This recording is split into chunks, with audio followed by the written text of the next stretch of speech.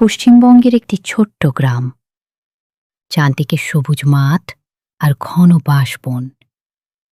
সেই গ্রামেই থাকত রাহুল নামে এক যুবক।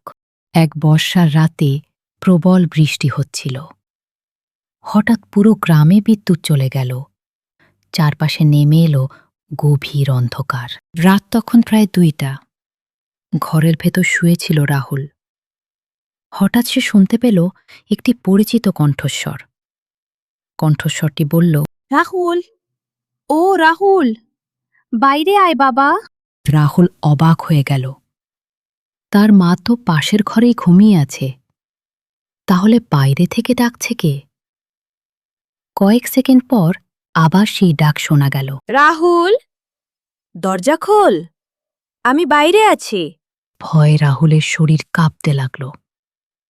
গ্রামের বয়স্কদের মুখে শোনা একটি গল্প তার মনে পড়ল। তারা বলতো, গভীর রাতে যদি পরিচিত কারো গলায় ডাক শোনা যায়, কখনোই সাড়া দিতে নেই, কারণ সেটা হতে পারে নিশির ডাক। সত্যি জানার জন্য রাহুল ধীরে ধীরে তার মায়ের ঘরের দিকে এগিয়ে গেল। ঘরে ঢুকে সে দেখল তার মা গভীর ঘুমে আচ্ছন্ন।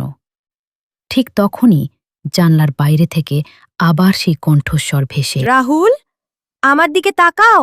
সাহস করে জানলার ফাঁক দিয়ে বাইরে তাকালো রাহুল। সে দেখল সাদা শাড়ি পরা এক লম্বা মহিলা দাঁড়িয়ে আছে। তার মুখ অন্ধকারে ঢাকা।